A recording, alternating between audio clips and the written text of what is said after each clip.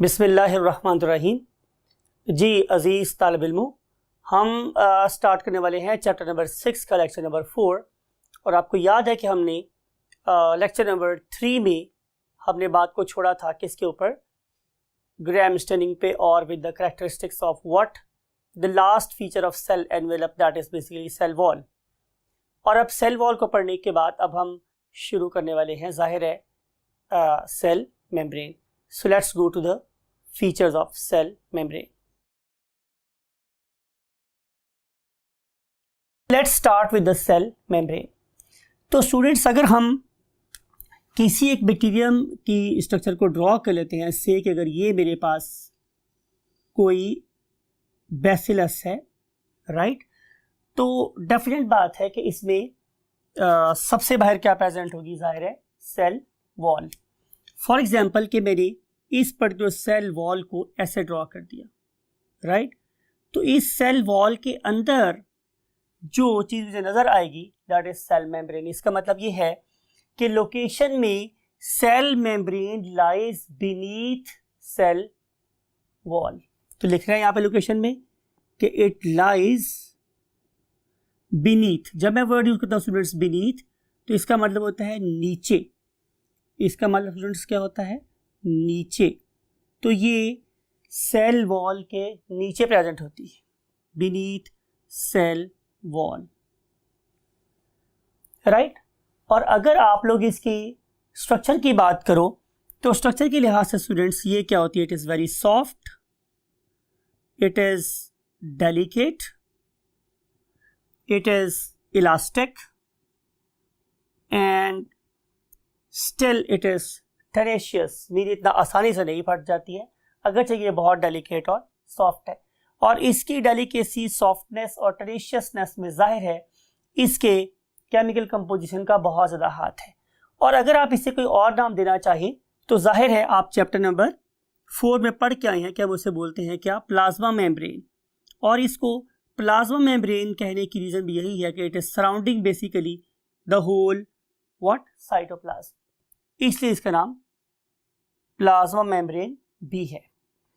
फिर अगर हम लोग स्टूडेंट्स इसकी आखिर की पे जिसका नाम क्या है, इसके फंक्शन, तो फंक्शन जैसे मैंने पहले बहुत सारा रिलेट करता है स्ट्रक्चर के साथ, तो इसके लिहाज से हमें एक चीज़ और अंडरस्टैंड यहाँ पे करनी चाहिए कि क्या हमारे प्रोकैरियोट की सेल वॉल और यूकैरियोट की सेल वॉल एक जैसी है, सॉरी सेल मेम्ब्रेन, कि इस पर्टिकुलर फंक्शन को स्टडी करने से पहले हमें एक बात को और गौर से देखना चाहिए, और वो ये है कि क्या जो हमारे यूकैरियोट है और हमारे प्रोकैरियोट है दोनों की सेल मेम्ब्रेन एक जैसी है। तो answer is no, there is a difference between the chemical composition of a eukaryote and a prokaryote. For example difference हम देखेंगे स्ट्रक्चर में कि जो हमारे यूकैरियोट्स हैं उनके अंदर concentration of sterol and cholesterol is sterols and cholesterol वो ज्यादा होती, या सम टाइम ये भी कहा जा सकता है कि इनके अंदर ये चीजें पाई ही नहीं जाती। तो ये जो डिफरेंस है वो बेसिकली रिलेट करता है किसके साथ, उनके फंक्शनल डिफरेंस के साथ भी। बिकॉज कि आपको पता है बायो में और केमिस्ट्री में हम लोग हमेशा ये बात करते हैं कि structure is related to function and function is related to structure. तो फंक्शन इसके हमारे पास क्या है स्टूडेंट, बड़ी सिंपल सी बात है कि ये कंट्रोल करेगी, इट कंट्रोल्स व्हाट, मूवमेंट। भाई अगर हम मूवमेंट की बात कर रहे हैं तो जाहिर है यहां से कोई ट्रक और बस तो गुजरती नहीं है, यहां से क्या गुजरेंगे, जाहिर है मॉलिक्यूल्स। तो मॉलिक्यूल्स की मेरे पास क्या टाइप हो सकती हैं, दो, यानी कि it will either control the movement of inorganic substances, right. और जब मैं इनऑर्गेनिक सब्सटेंस की बात करूं तो जाहिर है उसमें से हमारे सॉल्ट्स, कुछ एसिड के फ्रैक्शंस, कुछ हमारे पास बेस के फ्रैक्शन, कुछ सॉल्ट्स की चीज़ें, तो जाहिर है वो यहाँ पे चाहिए होंगी। और या फिर इन्हें चाहिए होंगे कोई ना कोई हैवी मेटल्स जो इनके बॉडी के एंजाइम्स के को एंजाइम के तौर पे या को फैक्टर के तौर पे उसकी हेल्प कर रहे होंगे। और दूसरी चीज़ें जो चाहिए हैं डेफिनेटली वो क्या है स्टूडेंट्स, ऑर्गेनिक सब्सटेंसेस। मैंने डेलिबरेटली इसको ऑर्गेनिक को ब्लैक से लिख रहा हूँ, और उसकी रीज़न हमारे पास ये स्टूडेंट्स के इसकी वजह से आपको समझ आएगी कि इसमें जो सेंट्रल स्केलेटन है वो क्या है, कार्बन, राइट। तो ऑर्गेनिक सब्सटेंसेस की मूवमेंट को भी कंट्रोल करेगा सेल मेम्ब्रेन। अब जब मैं ऑर्गेनिक सब्सटेंसेस की बात करूंगा तो जाहिर है इसमें आपको नजर आएंगे carbohydrates, proteins, lipids and for example vitamins and then coenzymes etcetera, right. Carbohydrates, proteins, lipids, vitamin and coenzyme etcetera. तो जितनी भी चीजें हमारी सेल के अंदर आ रही हैं या जा रही हैं उसको किसी तौर से भी कंट्रोल नहीं करती सेल वॉल। उसको कंट्रोल करने वाली जो चीज है उसका नाम क्या है, cell membrane. So let's move to the next thing. और नेक्स्ट पॉइंट हमारे पास क्या है, साइटोप्लाज्मिक मैट्रिक्स। और अगर हम इस साइटोप्लाज्मिक मैट्रिक्स की बात करें तो मैट्रिक्स का मतलब स्टूडेंट्स यू नो स्पेस होता है।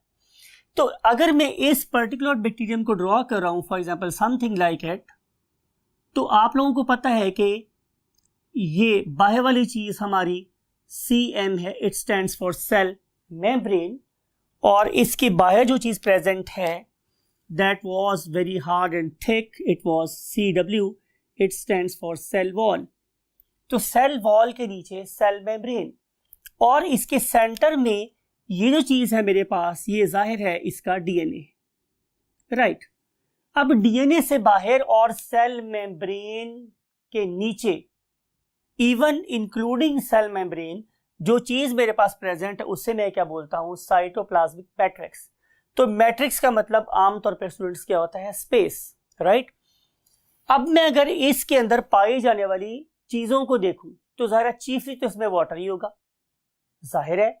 और इस पर्टिकुलर वाटर के अंदर अगर हम देखें तो डिफरेंट किस्म की चीजें डिजॉल्व हैं। उन डिफरेंट किस्म की चीजों में जाहिर है क्या शामिल हो सकते हैं, अगेन इनऑर्गेनिक सब्सटेंसेस, और शामिल हो सकते हैं ऑर्गेनिक सब्सटेंसेस, राइट। अब बात को थोड़ा गौर से सुनिएगा।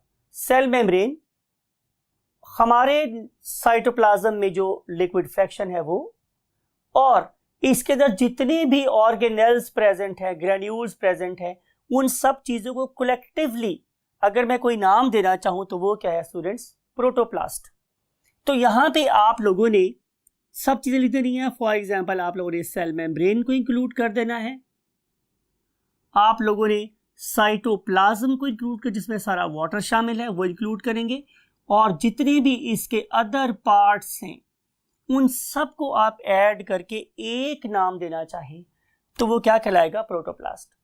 अब यहाँ पे ऑर्गेनेल्स या पार्ट्स क्या क्या हो सकते हैं जी, उसमें हमारे पास शामिल हो सकता है students what, number 1 is nucleoid region, means nucleus का रीजन शामिल हो सकता है, and then we may have plasmids, then we may have ribosomes, then we may have lysosomes, and then we may have two more things. One of them is called as, for example, cyst, other one may be called as spore, and still third thing may be the granules. तो इन सारी की सारी चीजों को मैं collectively क्या बोल सकता हूं स्टूडेंट्स, साइटोप्लाज्मिक मैट्रिक्स। इन तमाम के तमाम ऑर्गेनेल्स को, main part of the cells को हम वन बाय वन डिस्कस करने वाले हैं। तो आज हम डिस्कस करेंगे अप टू राइबोसोम्स, राइट। तो हम स्टार्ट करें किसके साथ, न्यूक्लियोइड रीजन के साथ। So that is somewhere here, हम इस वक्त यहां खड़े हैं, here and then here, right. सो बात ये स्टूडेंट्स कि सबसे पहले इसकी लोकेशन हम देखेंगे। आपके लिए मैंने यहाँ डायग्राम पहले से ड्रॉ की हुई है, तो यू कैन सी कि ये जो मेरे पास इसका हेरिडिटरी मटेरियल है जिससे मैं DNA बोल रहा हूँ, आप जरा इसकी पोजीशन को देखिए तो आपको पता चलेगा कि इसको न्यूक्लियस कहने की क्या वजह है। Basically nucleus is a geometrical position, कि ये जो पर्टिकुलर ग्रुप ऑफ मॉलिक्यूल्स हैं ये किसी भी सेल के बिल्कुल सेंटर में एग्जिस्ट करते हैं। Nucleus mean centre. तो न्यूक्लियस मेरे पास वो जगह है जो किसी भी चीज के एन वस्त में सेंटर में पाई जाए। तो इस लिहाज से आपको पता होना चाहिए कि it lies close to the centre, ठीक है, और it lies exactly in the centre और इन द सेंटर।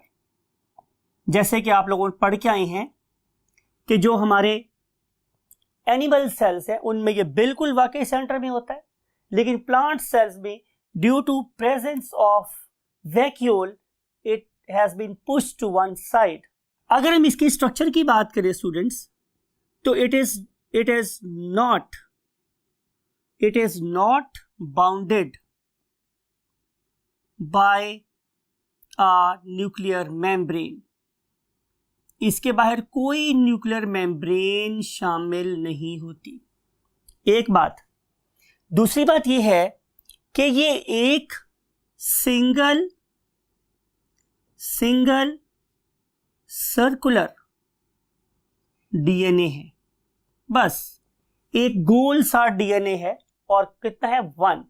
जाहिर है स्टूडेंट्स, अगर मेरे पास नंबर ऑफ क्रोमोसोम्स 1 हो तो हम उसे नाम कर देते हैं हैप्लॉइड। हाप्लॉइड का वर्ड निकला है haploid, right, means 1n, because usually number of chromosome is diploid. तो डाइप्लॉइड का आधा मोनोप्लॉइड भी कहलाता है। देयरफॉर हाप्लॉइड और monoploid is the same thing. तो यहां पे ये क्या कहलाएंगे 1n, राइट। अगली बात, अगर आप इस पर्टिकुलर सेंट्रल मॉलिक्यूल को देखना चाहते हैं किसी भी कीड़ा की बॉडी में, तो आप लोगों को करना पड़ेगा इसको स्टेन। और अगर आप इसको स्टेन करना चाह रहे हैं तो हमारे पास क्रोमोसोम्स को स्टेन करने के लिए एक डिफरेंट स्टेन, एक यूनिक स्टेन इस्तेमाल होता है, उसे हम लोग नाम देते हैं Feulgen stain. This particular stain has a greater affinity. इसको न्यूक्लियस और डीएनए बड़ा पसंद है, राइट। तो जो ही हम इसको ऐड करते हैं तो ये फिल्गन स्टेन जाके सीधा क्रोमोसोम से बाइंड होता है, डीएनए से बाइंड होता है। इसकी एफिनिटी, इसकी चाहत किसके लिए? डीएनए के लिए। वो इट इज अबव बोर्ड, कोई शक ही नहीं है। तो ये सीधा जाके उससे अटैच हो जाता है। अब एक बात आपने बहुत ज्यादा गौर से सुननी है स्टूडेंट्स, कि हम डीएनए को देखें तो डीएनए एक बहुत लंबा चौड़ा स्ट्रक्चर है, राइट।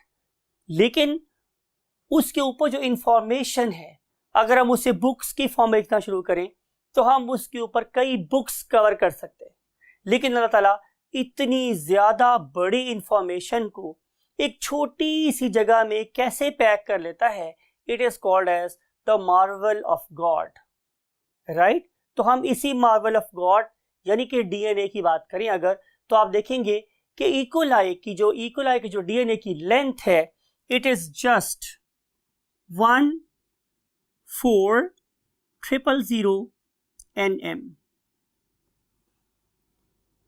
तो जितनी भी बैक्टीरिया की इंफॉर्मेशन है वो सारी की सारी अल्लाह रब्बुल इज्जत ने इतनी छोटी सी माइक्रोस्कोपिक स्पेस के अंदर फिल कर दिया। Therefore it is called as a marvel of God, right students. तो ये इंफॉर्मेशन भी आप लोगों के माइंड में हमेशा रहनी चाहिए। Now we want to move to the next organelle और part of the bacterial cell, that is called as a plasmid.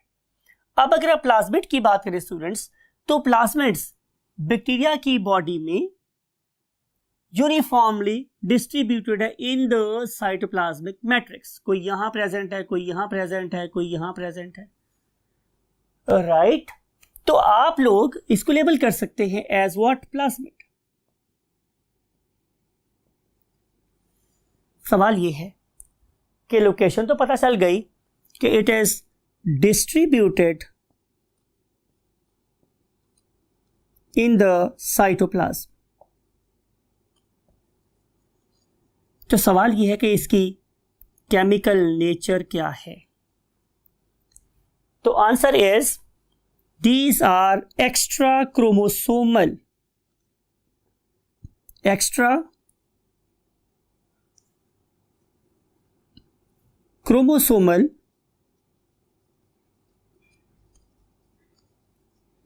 pieces of DNA हैं भाई हैं तो ये डीएनए के पीसेस, लेकिन ये डीएनए से जुदा हो गए हैं, सेपरेट हो गए, और सेपरेट होने के बाद उन्होंने किस जगह पे रहना पसंद किया? Cytoplasm. What is it's advantage? इसका एडवांटेज स्टूडेंट हमारे पास ये है कि इससे इस पर्टिकुलर ऑर्गेनिज्म को जेनेटिक वेरिएशंस हासिल होती, राइट? फिर अगली बात स्टूडेंट्स ये है कि जेनेटिक वेरिएशन का इस ऑर्गेनिज्म को सुपेरियरिटी कैसे मिलती है? जेनेटिक वेरिएशन से सुपेरियरिटी ऑब्टेन होगी बिकॉज कि इस particular extra chromosomal piece of DNA के ऊपर बहुत ज्यादा वैल्यूएबल इंफॉर्मेशन लिखी होती है। फॉर एग्जाम्पल, यहां पे रेजिस्टेंस प्रेजेंट होती है against antibiotics, resistance against antibiotics. इसका क्या मतलब है?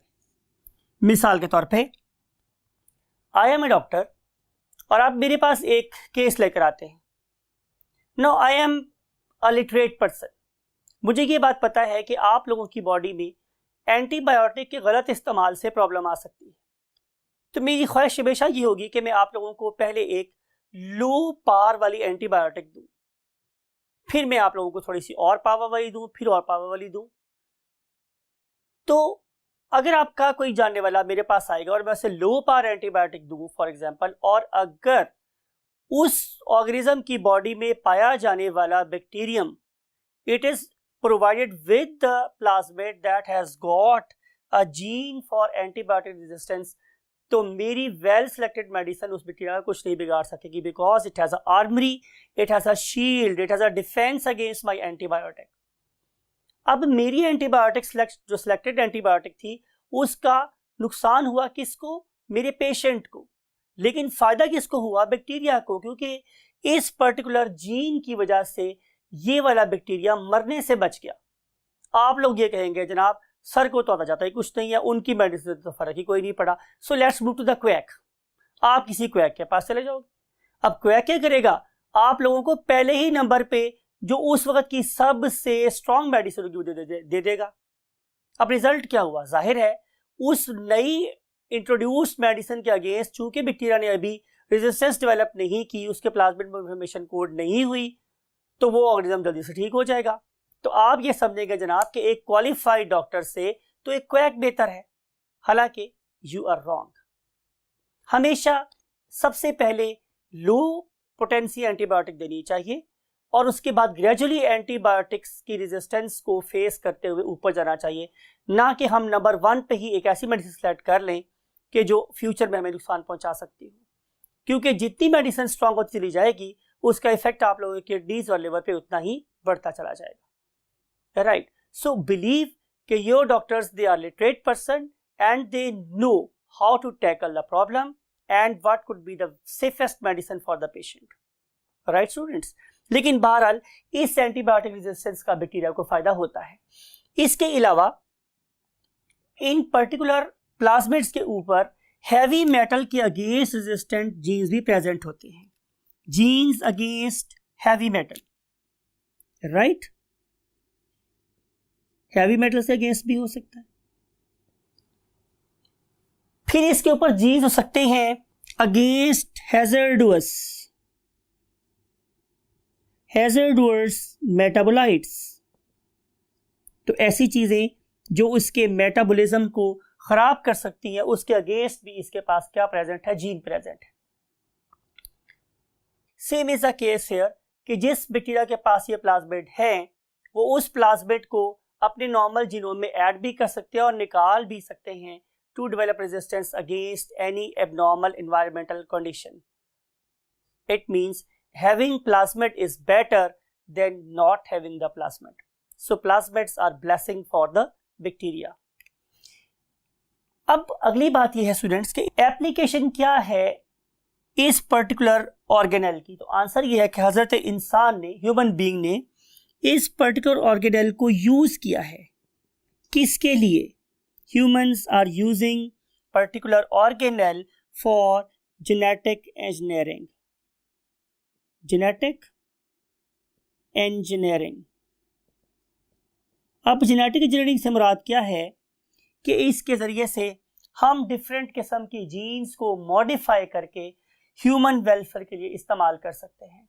इस पर्टिकुलर टॉपिक के ऊपर आप लोगों के पार्ट 2 में एक कंप्लीट टॉपिक, एक कंप्लीट चैप्टर प्रेजेंट है। जब हम वहां पे जाएंगे तो इनको अप्लाई करके देखेंगे कि ये प्लाज्मिड ह्यूमन वेलफेयर के लिए कैसे इस्तेमाल हो सकते हैं, राइट। बैक्टीरिया उसको अपने फायदे के लिए इस्तेमाल कर रहा है, और जब हमने ये सलाहियत ऑब्टेन कर ली कि हम उनको बाहर निकालें, उनको मॉडिफाई करें, उसमें इंसान की पसंद की जीन इंसर्ट करें और फिर इंसान की पसंद की चीज़ें बैक्टीरिया से बनवाएं, तो इसको हम लोग बोलते हैं genetic engineering. So let's move to the next topic, और वो नेक्स्ट टॉपिक है स्टूडेंट्स क्या, मीजोसोम्स। और एज यूजुअल मैं सबसे पहले डिस्कस कर रहा हूँ इनकी क्या लोकेशन।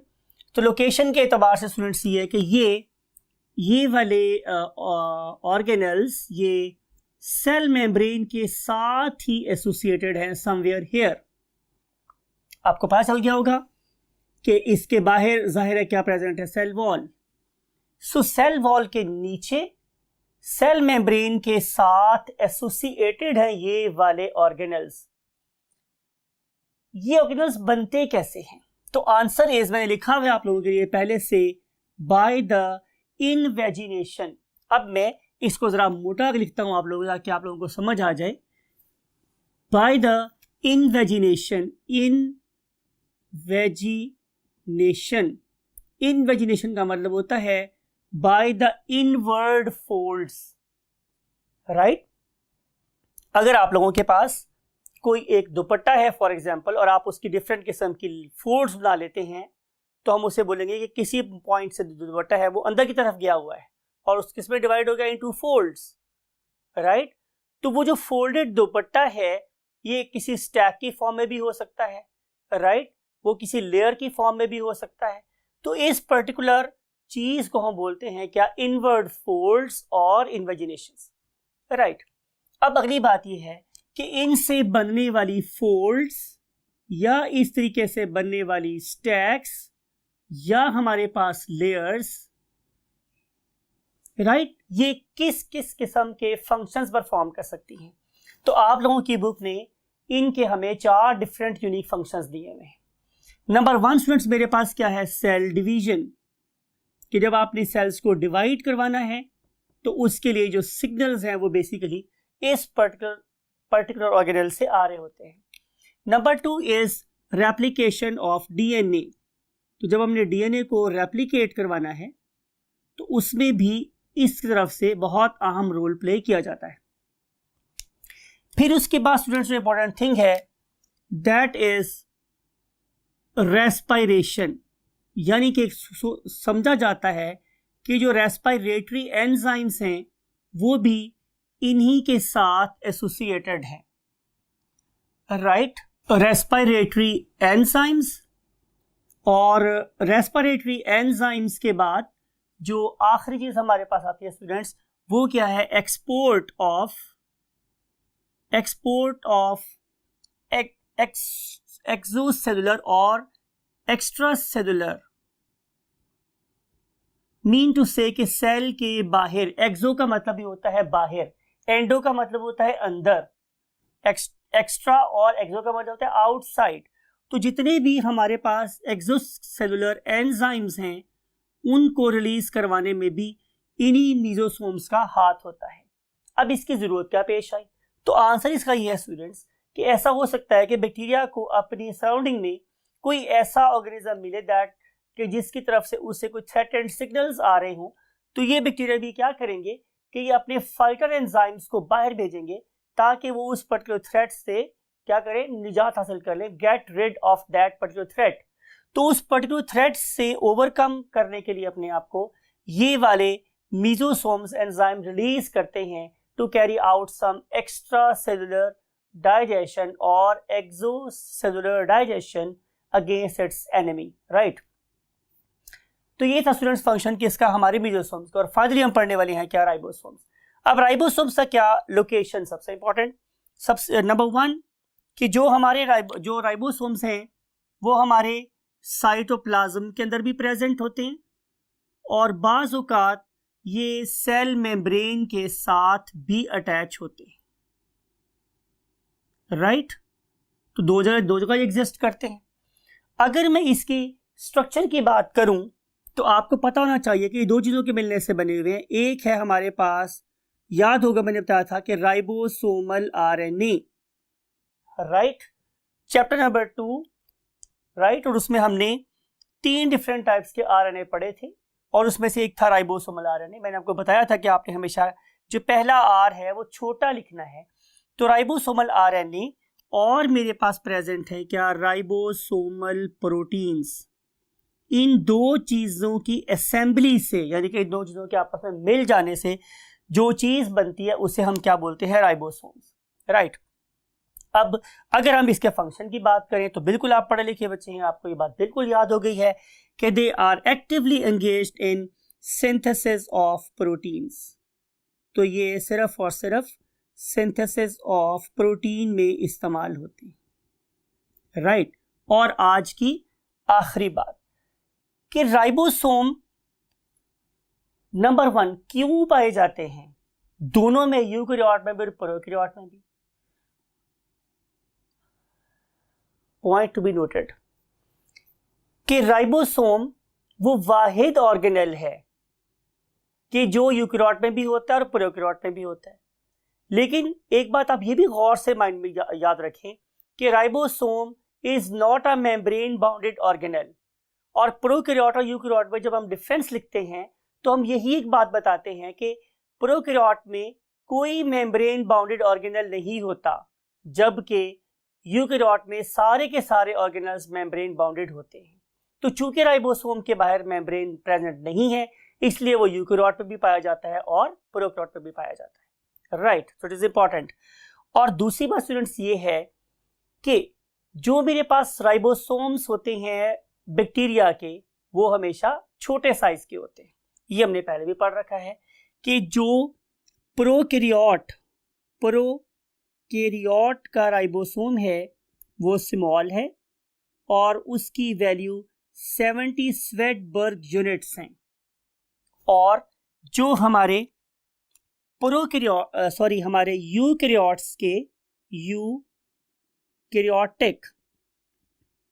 राइबोसोम्स हैं, दे आर लार्ज और उनकी वैल्यू 80s होती है। That's it for today students. Again, as usual, मैं आप लोगों से यही कहूँगा, खुश रहें और लोगों में खुशियाँ बांटें और अपनी और अपने इर्द गिर्द वाले लोगों की बहुत ज़्यादा केयर करें। और चूँकि हम मुसलमान हैं तो हमारे पास अल्लाह की दी हुई सबसे बड़ी नेमत ईमान है, उसकी हिफाजत करें। अल्लाह ताला आपको इसकी तौफीक